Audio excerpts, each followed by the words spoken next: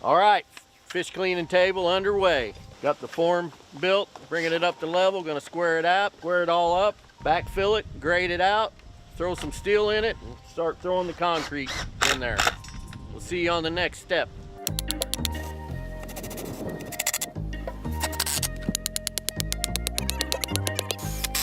So we're gonna throw some of these coral rock around the outside to keep the concrete in, plus it's gonna let the concrete go all the way down to where it can't wash out.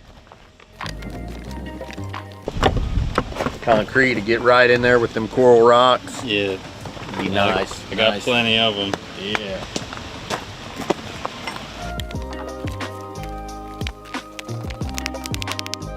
Level it out, then we'll throw some water on it, smack it down, make it a little harder. Okay.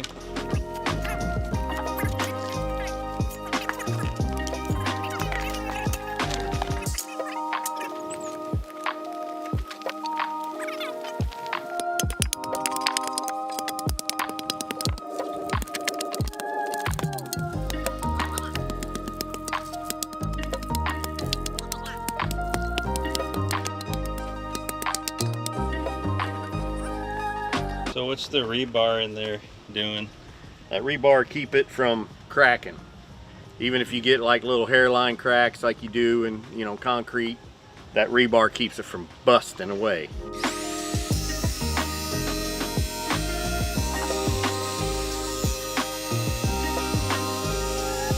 So the inside dimension of this form is 5 foot. So we cut this rebar 6 inches short, where you have 3 inches on each side. That keeps the spalling away. You need at least 3 inches to keep the spalling away. And spalling is when the rust comes through the concrete? What happens is, it's actually amazing how powerful that rebar starts to rust, and the expansion of it expanding blows the concrete out.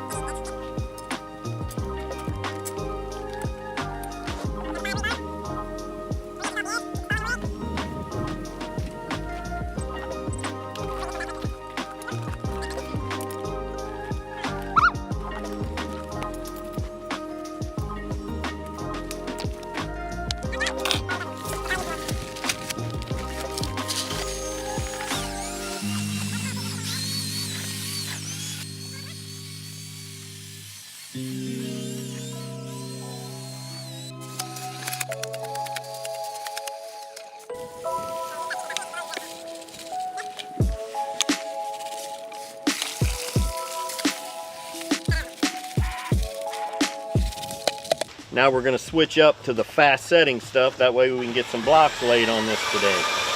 We'll finish it off with the fast setting. After the bang?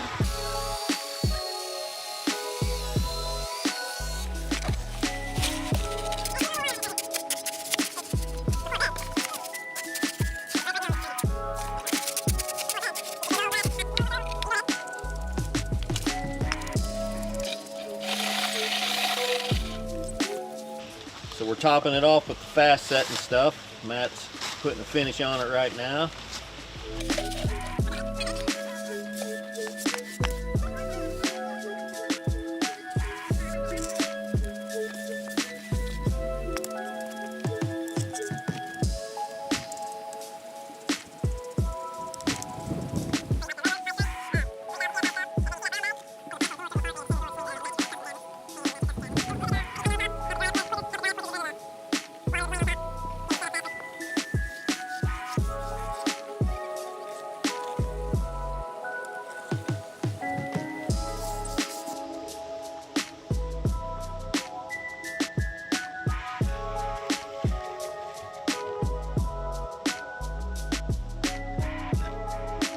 Should be able to set some blocks on it here in probably about a half hour. Okay. And that won't take long at all to lay the blocks.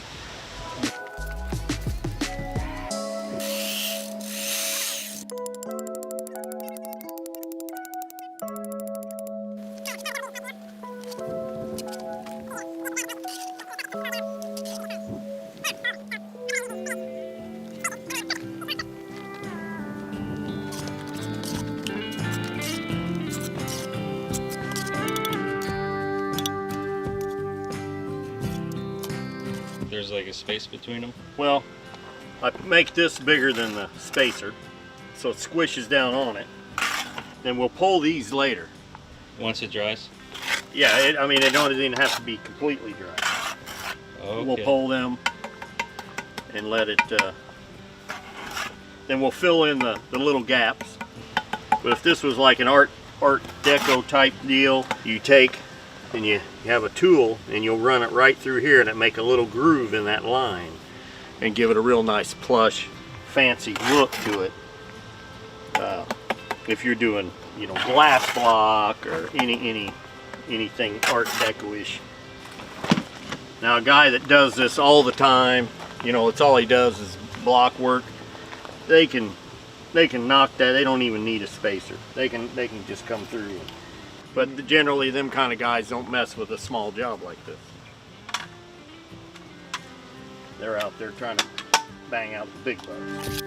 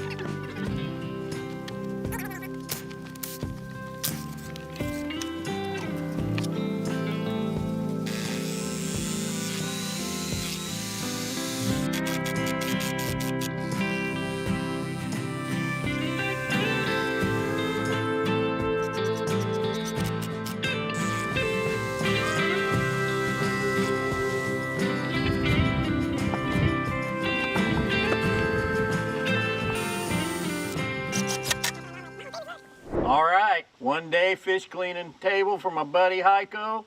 Remember, whatever it is you want to do in life, you gotta get after it.